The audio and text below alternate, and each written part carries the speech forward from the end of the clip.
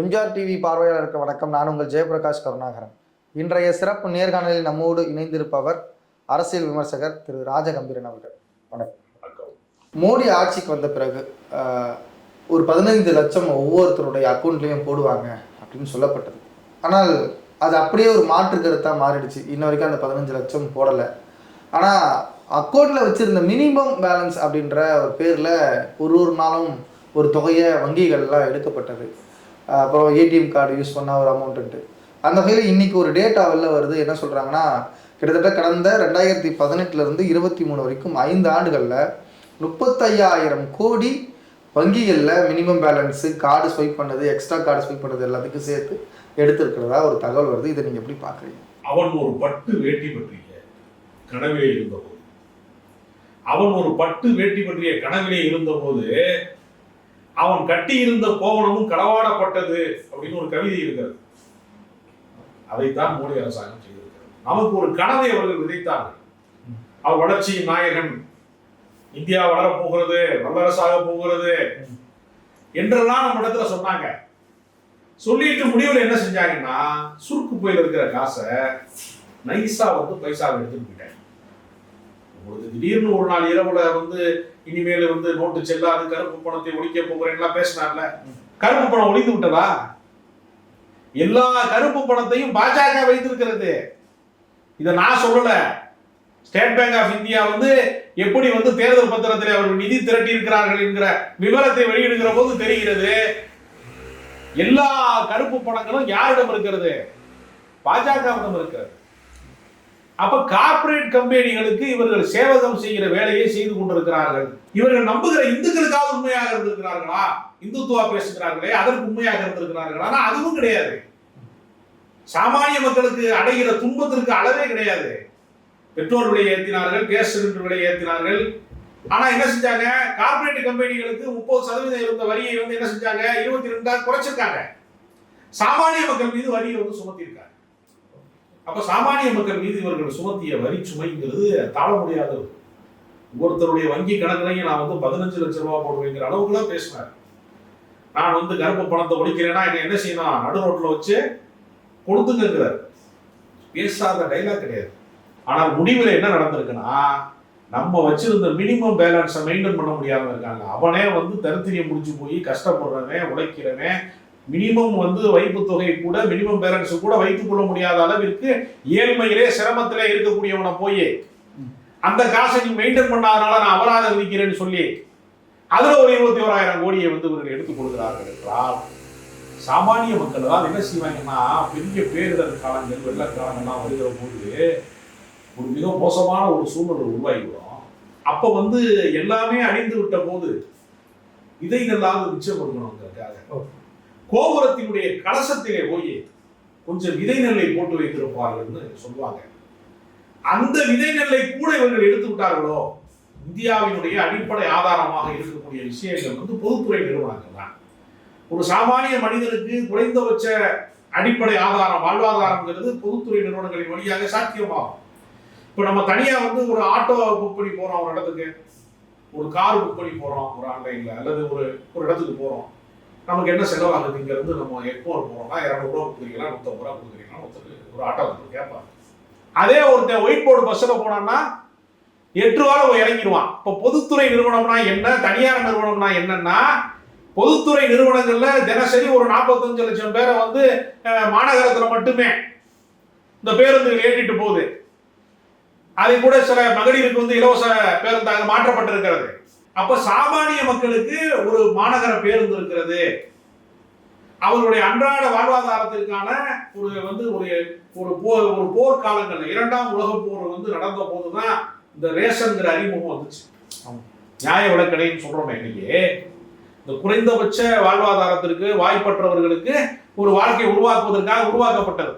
ஏறத்தாழ அது ஒரு போர்க்கால நடவடிக்கை. மக்கள் ஏழ்மையில் இருக்கிற வரைக்கும் அது நீடிக்கிட்டுங்கிறதுக்காக அது வச்சிருக்காங்க. அது மாதிரி அரசு மருத்துவமனை இருக்கு. இதெல்லாம் ஒரு கட்டமைப்பு. இதெல்லாம் திராவிட இயக்கங்கள் இந்த மாநிலத்திலே பல கட்டமைப்புகளை உருவாக்கி இருக்கிறது. மாவட்டந்தோறும் மருத்துவக் கல்லூரி உருவாக்கிறது. அது அதிமுகவும் உருவாக்கி இருக்கிறது, திமுக உருவாக்கி போட்டி போட்டு செஞ்சிருக்காங்க. நீங்க யோசிச்சு பாருங்க. காமராசர் அவர்கள் மதிய உணவு திட்டம் கொண்டு வருறாரு. அது வெறும் புடிச்சாதம் தான். ஒரு குறைந்தபட்சம் அவனை கொண்டு வர்றாரு அவர். அன்றைக்கு நிதி ஆதாரம் இல்லை அவருக்கு. புரட்சி தலைவர் எம்ஜிஆர் வர்றாரு, சத்துணவாக அதை விரிவாக்க வைக்கிறாரு. அதுக்கு பின்னாடி வந்து அரசு அதை நீக்கிச்சானா கிடையாது. அந்த அரசு என்ன செய்யுது, அதுக்கு மேல ஒரு முட்டையை வைக்குது. அடுத்தடுத்த அரசுகள் வருது. இப்ப காலை உணவு வரைக்கும் அது நீட்டிப்பாகுது. அப்ப ஒரு அரசு செய்கிற நல்லெண்ணத்தின் அடிப்படையில் செய்யக்கூடிய மக்கள் நல திட்டங்கள்ல யாருமே வந்து அதை நிறுத்தல. ஆனா திராவிட இயக்கம் என்ன செய்தது, கழகங்கள் இல்லாத ஆட்சியை உருவாக்குவோம் எல்லாம் பேசுறாங்களே. அவர்கள் ஆளுகிற மாநிலத்தில் என்ன நடக்குது? குஜராத்ல வந்து தடையற்ற மின்சாரம்னா இங்க இருக்கக்கூடிய உண்மை அறியும் குழு சார்ந்தவர்கள் அரசியலுடைய ஆய்வாளர்லாம் உள்ள போறான். 22,000 கிராமத்துல கரண்டே கிடையாது. தடையில்லா மின்சாரமா எப்படி வரும்? மின்சாரம் கொடுத்தாதானே தடை பண்ண முடியும். அப்படின்னா மின்சாரம்னா என்னன்னு கேட்கிற அளவுக்கு ஆகிப்போச்சு. இல்ல நீங்க இப்போ திராவிட இயக்கங்கள் இவ்வளவு பண்ணுச்சுலாம் சொல்றீங்க. ஆனா பாஜக ஆட்சிக்கு வந்து கூட டிஜிட்டலைஸ் பண்ணாங்கல்ல. இன்னைக்கு எல்லாருக்கும் அக்கௌண்ட் இருக்கிறதுக்கு காரணமே அவங்க தானே. அவங்க வந்த பிறகு தானே மோடி அக்கௌண்ட்லாம் கிரியேட் பண்ணாங்க. கேஸோட மானியத்தெல்லாம் அதுல தானே கொடுத்தாங்க. கணினிமயமாக்குவது என்பது உலகமயமாக்கலினுடைய ஒரு பகுதி. உலகம் முழுக்க வந்து இன்றைக்கு வந்து கணினிமயமாக மாறிக்கொண்டே இருக்கிறது. அதனுடைய ஒரு பகுதி இவங்க ஆட்சியில இருக்கும் போது அது நடந்திருக்கிறது. அவ்வளவுதானே தவிர உடனே வந்து டிஜிட்டல் பரிவர்த்தனை விரதம் கண்டுபிடிச்சாரு ஒரு சயின்டிஸ்ட். அவரு கேஸுக்கான மானியத்தை அவங்களுடைய அக்கௌண்ட்லயே போட்டாங்களே, அதுவே பெரிய விஷயம் தானே. அக்கௌண்ட்ல போட்டாங்கிறது அல்ல, ஆட்டையே போட்டாங்கிறது தான் உண்மை. எப்படி சொல்றீங்க? ஏங்க 400 ரூபா வித்து கொண்டிருந்த விற்பனையில இருந்த ஒரு கேஸ் கொண்டு வந்து இன்னைக்கு 1100 ரூபா 1200 ரூபா அளவுக்கு கொண்டு வந்துட்டு ஒரே ஒரு 100 ரூபாயை நான் வந்து திடீர்னு மானியமாக நான் வந்து சலுகையாக அளிக்கிறேன் அப்படின்னு சொல்றாங்க. எனக்கு பழைய கதை தான் நினைவுக்கு வருது. முன்னாடிலாம் என்ன செய்வாங்கன்னா, இப்பதான் வந்து டிஜிட்டல் வந்திருக்கு, மணி பர்ஸ்ல இருந்து வந்து பிக் பாக்கெட் அடிப்பாங்க. நம்ம பர்ஸில் வச்சிருந்தாலும் பாக்கெட்ல பணம் வச்சிருந்தாலும் ஒருத்தர் சடங்கு உள்ள வந்து அப்படி உருவிடுவான் கூட்டத்தில். அதுல ஒருத்தர் என்ன பண்ணிருக்கேன், ஒரு அம்மாட்ட வந்து மணி இதில் வந்து காசு வச்சுருந்ததை அடிச்சிட்டேன், பணத்தை அடிச்சிட்டேன். அடிச்சுட்டு அந்த அம்மா ஐயோ நான் அப்பதானே ஏறினேன் காசை காணாமே அப்படின்னு கதறும் போது எவன் பிக் பாக்கெட் அடிச்சானா அவனே எதுக்குமா கவலைப்படுற, ஏன் கவலைப்படுற, உனக்கு என்ன பிரச்சனை இல்லையோ, டிக்கெட் எடுத்து கூட காசு இல்லையே அப்படின்னு. நான் டிக்கெட் எடுத்துறேன் அப்படின்னு அவன் ஒரு டிக்கெட் எடுத்து ஒரு 10 ரூபா டிக்கெட் எடுத்து கொடுக்குறேன். அடிச்சது 1000 ரூபாய்க்கு அடிச்சிட்டான், 10 ரூபாய்க்கு டிக்கெட் கொடுத்துருக்கான். அதே தான் நீங்க செய்யறாங்க. 100 ரூபா கொடுக்குறேன் நான், நீங்க எவ்வளவு ஏற்றிருக்க, 1000 ரூபாய் ஏற்றிட்டியே. இப்போ சாமானிய மக்களுடைய வாழ்நிலையை வந்து ரொம்ப பாதிக்கிறது. இப்போ என்ன சொல்றான், இப்போ இந்துக்களுக்கான ஆட்சியாவது நடத்துறானா? நான் என்ன சொல்றேன், எல்லாருக்கும் பெற்றோரோட ஒரே விட தானே, பெரும்பான்மை மக்களை மட்டும் பாதுகாத்துருக்கிறானா? எல்லாமே பொய். கோமாதா எங்கள் குலமாதாங்கிறான். பசுமாட்டையாவது காப்பாத்திக்கிறானா? இந்துக்களை காப்பாத்துறது சரி, பசுமாட்டை காப்பாத்திக்கிறானா? ஏங்க மாட்டு இறைச்சியில வந்து உலக அளவிலே வந்து முதலிடம் வைக்கக்கூடிய அளவிற்கு, முதன்மை வைக்கக்கூடிய அளவிற்கு வந்து பாஜகவினுடைய அரசு மாட்டு இறைச்சி ஏத்துறான். அதுல என்ன தெரியுமா செய்வான், பிஸ்மி எக்ஸ்போர்ட், அகமது எக்ஸ்போர்ட் பேர் வச்சிருக்கான். ஓனர் யாரான்னு கேட்டா ராகவா ஐயங்காருங்க. எவ்வளவு மோசடி பாருங்க. காந்தியை கொலை செய்யறதுக்கு இஸ்மாயிலும் பச்சை குத்திட்டு போன கோட்ஸிங் இருப்பாங்கல்ல, அந்த காலத்துல இருந்து அவங்க இன்னைக்கு வரைக்கும் திருந்தவே இல்லை. எல்லாத்துலயுமே ஆட்டையார் போடுறது தான்.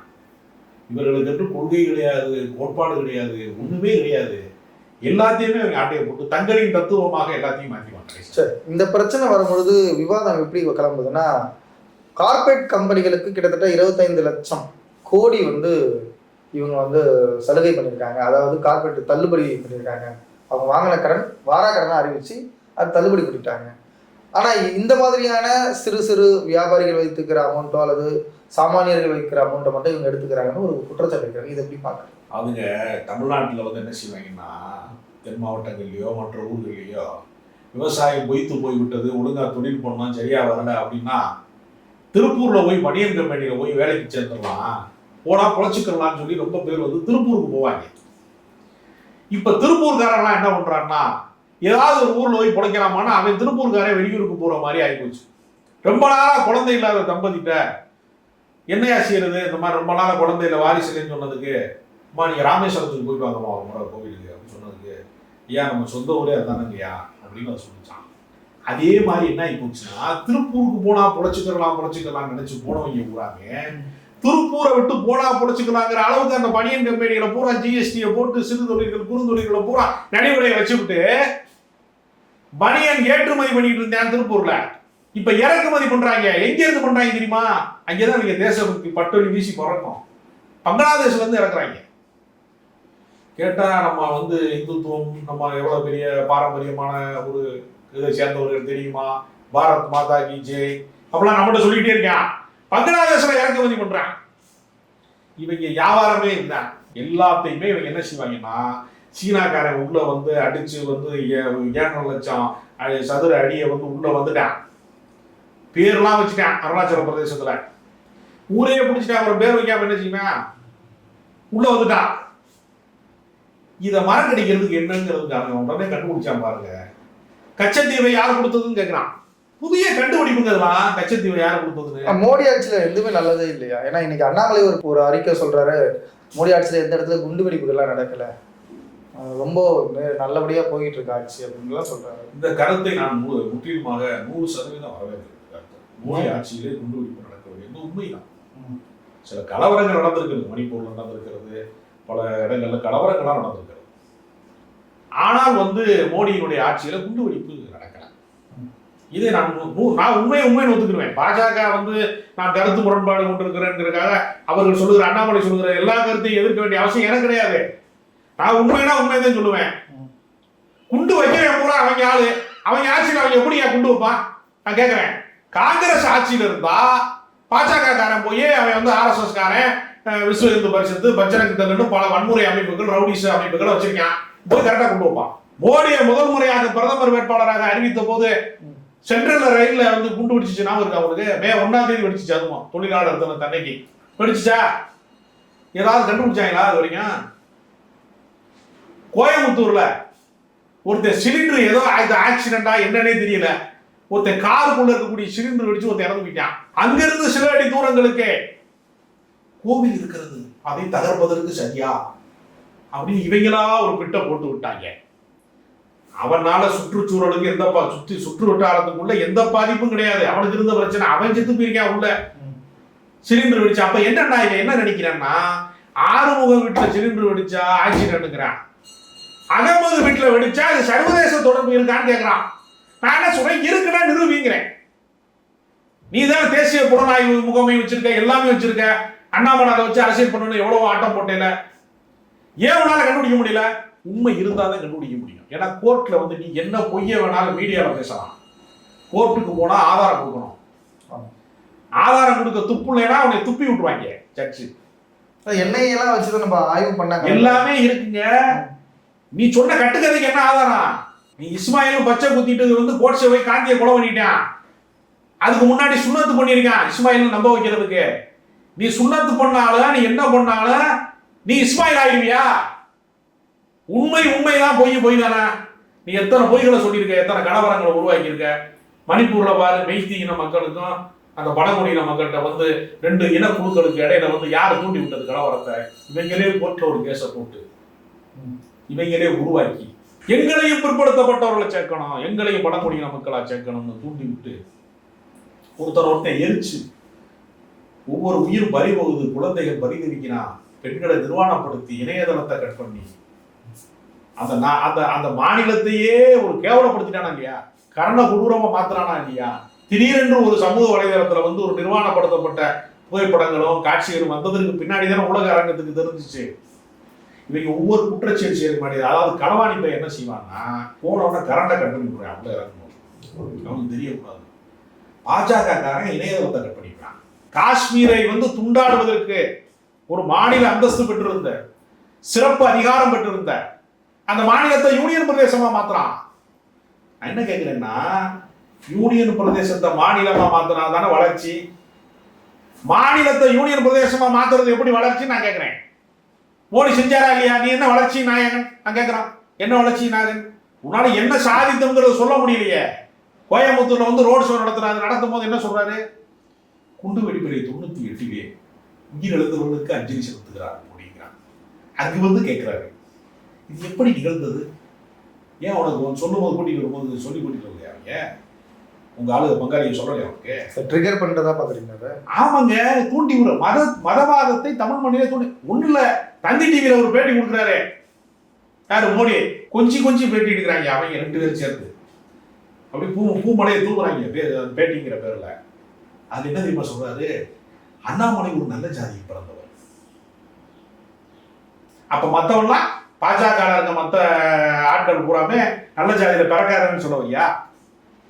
ஒருத்தனை நல்ல ஜாதியில இவன் நல்லா படிக்கிறேன் அப்படின்னா என்ன அர்த்தம்? மற்றவன்னா சுமாரா படிக்கிறாங்கன்னு அர்த்தம். இந்த சட்டம் நல்லா இருக்குன்னா என்ன அர்த்தம்? நீங்க போட்டிருக்க சட்டம் நல்லா இருக்கு அப்படின்னா என்ன அர்த்தம்? மற்றதெல்லாம் நல்லா இருக்கும். மற்ற சட்டையெல்லாம் அந்த அளவுக்கு இல்லைன்னு அர்த்தம். ஏங்க இந்த ஊர்ல இதாங்க நம்பர் 1 அப்படின்னா என்ன அர்த்தம்? மற்றதெல்லாம் அடுத்தது அதான அர்த்தம். அப்ப அண்ணாமலை நல்ல ஜாதியில பிறந்திருக்கிறாருன்னா அப்ப மற்றவன்லாம் என்ன ஜாதியில பிறந்திருக்கான்? அப்ப பொன் ராதாகிருஷ்ணன் பிறந்த ஜாதி நல்ல ஜாதி கிடையாதா? எல்முருகன் ஜாதி நல்ல ஜாதி கிடையாதா? வானதி சீனிவாசன் பிறந்ததுலாம் நல்ல ஜாதி கிடையாதா?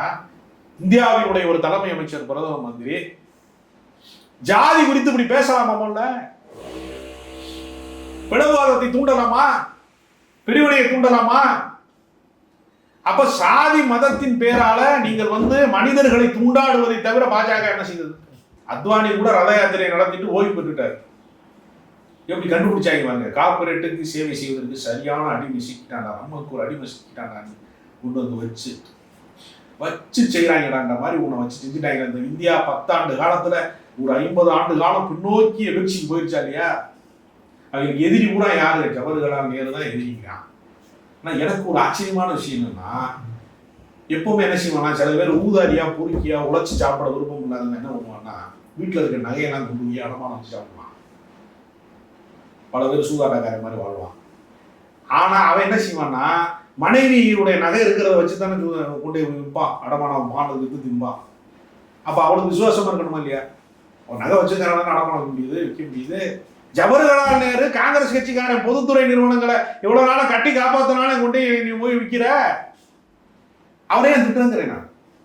நீ ஊதாரியா பொறுக்கியா இருக்க, இந்த நாட்டினுடைய தேசத்தினுடைய பொதுத்துறை நிறுவனங்களை பூரா நாசமாக்குற கொண்டு போய் வித்து விட்டு அவரையும் திட்டு என்ன காரணம்? சார், இப்போ தேர்தல் நேரத்துல இது போல ஒரு வங்கிகள் இவ்வளவு கோடிகளை வாங்கியிருக்காங்க அப்படின்றது எந்த அளவுக்கு தேர்தல் இம்பாக்ட் கிரியேட் பண்ணும்? தேர்தல் பத்திரம் மற்றும் இது மாதிரியான தேர்தல் நேரத்துல இந்த மாதிரியான வங்கிகள் 35,000 கோடிகள் வாங்கியிருக்காங்க, எடுத்திருக்காங்க, ஃபைனா வாங்கியிருக்காங்க அப்படின்னும் போது இது எந்த அளவுக்கு தேர்தல் இம்பாக்ட் ஆகும்? பாஜக இல்லாத ஒரு இந்தியாவை அவர்கள் உருவாக்குவதற்கு வாக்காளர்கள் தயாராகிவிட்டார். காங்கிரஸ் இல்லாத இந்தியா என்று பாஜக சொன்னது. ஆனால் வாக்காளர்கள் தீர்ப்பின் மூலமாக பாஜக இல்லாத ஒரு இந்தியாவை உருவாக்க போகிறார்கள். அதற்கான ஒரு திட்டமாகத்தான் தெரியும். ஏனென்றால் சாமானிய மக்களுடைய வாழ்வாதாரத்தின் மீது நீங்க கை வைக்கிறீங்க. கார்பரேட் கம்பெனிக்கு சலுகைகளை அறிவிக்கிறீங்க, பல லட்சம் கோடிகளை வாரி வழங்குறீங்க. இப்பொழுது சமீபத்தில் நடந்த ஒரு மிகப்பெரிய கார்பரேட் நிறுவனத்தினுடைய அம்பானி வீட்டினுடைய திருமணங்கள், அம்பானி வீட்டு திருமணம் பல ஆயிரம் கோடியில நடக்குது. அவர்களுக்கு கடன் தள்ளுபடி. விவசாயிகள், சாமானிய மக்கள், தொழிலாளர்கள், சிறு தொழில், குறு தொழில் செய்கிறவர்கள், அவர்களுடைய வாழ்வாதாரத்தை பூரா அழித்து விட்டு திரும்ப திரும்ப ஒரே பொய்களை சொல்லிக்கொண்டே இருக்கிறார்கள். எத்தனை முறை தான் அதாவது கேழ்வரகுல நெய் வெடிக்குதுன்னா கேட்கிறவனுக்கு எங்கே வச்சு குத்தின்னு சொல்றது மாதிரி. அது பாஜகவினுடைய முதல் முறை ஆட்சிக்கும் 2வது முறை ஆட்சிக்கும் வேறுபாடு என்னன்னா, சில பேர் என்ன செய்வானா, பஸ் ஸ்டாண்டில் நின்று ஐயா ஊருக்கு போகிறது தொலைச்சி விட்டேன் காசை அப்படின்னு நம்மகிட்ட கேட்பான். டிக்கெட்டு காசு இல்லைன்னு கேட்பான். இறக்கப்பட்டு இந்தாயா ஒரு 50 ரூபா போயா அப்படின்னு சில பேர் இறக்க தள்ளி கொடுத்துட்டு. இது முதலாட்சியா? இது முதலாட்சி. அவன் நம்ம ஊருக்குள்ள போய் வேலையெல்லாம் முடிச்சுட்டு மறுபடியும் பஸ் ஸ்டாண்டுக்கு வரும்போது அவன் பல முகம் பார்க்குறவன். அந்த காசு கேட்டவே நம்ம முகத்தை மறந்துட்டு மறுபடியும் நம்மகிட்டே சொல்லுவான், ஐயா ஊருக்கு போக காசு இல்லையா, காசு கேட்பான். அப்பதான் தெரியும் நம்ம ஏமாற்றோம். இந்த 2வது ரவுண்டு அதே ஆள் காசு கேட்கிறான் பாருங்க, அதுதான் இந்த 2வது ஆட்சி. இனி ஒரு முறை பாஜக இல்லாது. ஏனென்றால் அவர்கள் வங்கியினுடைய வாசலிலே வைத்து சாமானிய மக்களை வெயில்ல வதங்க வச்சு எப்படி பண மதிப்பு நீக்கம் என்கிற பேர்ல சாமானிய மக்களை ஒன்று தீர்த்துட்டான். 180 பேருக்கு மேல அந்த காலகட்டத்தில் இறந்து போயிட்டான். புல்வாமா தாக்குதல் ராணுவத்திற்கு அவர்கள் உண்மையாக இல்லை. ராணுவத்தில் ஆள் எடுக்கிறதுல கூட ஒரு மோசமான ஒரு முறையை பின்பற்றினாங்க. அக்கினி பார்த்துனாங்க, மோசமான முறையை பின்பற்றினாங்க. அவங்கள பூரா டெம்பரவரி ஜாப்புக்கு எடுத்தாங்க ராணுவத்தை. கேட்டா தேச பக்தியான். வங்கிகள்ல எவ்வளவு பெரிய மோசடி செய்திருக்கிறாங்க, தேர்தல் பத்திரத்தின் வழியா என்னென்ன செஞ்சிருக்காங்க. கார்பரேட் நிறுவனங்களிடத்துல எப்படி அமலாக்கத்துறையை, வருமான வரித்துறையை அனுப்பி அதன் மூலமாக மிரட்டப்பட்டு தேர்தல் பத்திரத்திலே நீ பணம் கட்டு என்று சொல்லி அவர்களுக்கு எவ்வளவு கான்ட்ராக்ட் கொடுத்திருக்காங்க, இந்த நாட்டை எவ்வளவு நாசம் பண்ணியிருக்காங்க. சிறு கட்சிகளை, மாநில கட்சிகளை எப்படி ஒழிச்சு கட்டியிருக்காங்க. இன்றைக்கு அதிமுக என்கிற கட்சி குரங்கு கையிலே பூமாலையை போல இவருடைய பாஜகவினுடைய கைகளிலே பட்டு இந்த கட்சி மிகப்பெரிய ஒரு ஜனநாயக அமைப்பை சிதைத்திருக்கிறார்களா இல்லையா? நாங்க தான் எதிர்கட்சின்னு சொல்றாங்க. இன்றைக்கும் அதிமுகவிற்கு ஒரு வலிமையான வாக்கு வங்கி இருக்கிறது. இவ்வளவு பெரிய பிளவை நிகழ்த்தியது யார்? பிஜேபி இவ்வளவு பெரிய பிளவை நிகழ்த்தி இருக்கிறது. அதனால கட்சியை மட்டும் அவர்கள் உடைக்கவில்லை, மக்களை உடைக்கிறார்கள். மதத்தின் பேரால், ஜாதியின் பேரால், மனிதர்களை எல்லாவற்றையும் உடைத்து ஒரு நாசகார சக்தியாக இருக்கிறது. மிக தெளிவான பார்வை முன்வைத்துக்கோங்க. நேரத்துக்கும் கருத்துக்கும் நன்றி.